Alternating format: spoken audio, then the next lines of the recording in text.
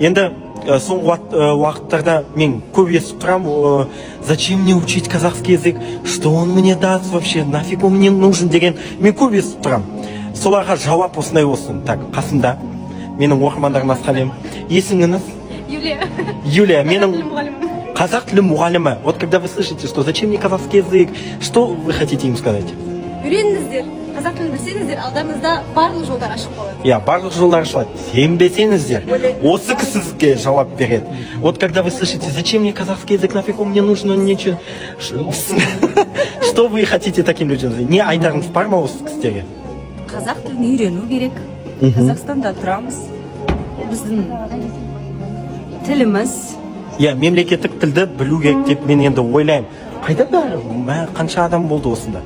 Міне тағы да есімің қалай сен? Виктор. Менің оқырмандарыма сәлем жолда. Жоқ осында свет жақсы түсіп жатыр.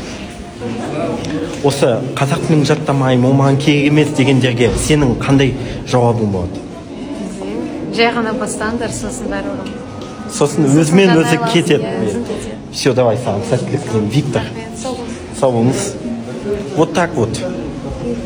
Әлі де өзіңіздің ана тіліңізді менсінбей жүрсіздер ме? Міне осындай біздің бауырларымызға қарап, өзіңіздің ана тіліңізді үйреніңіздер.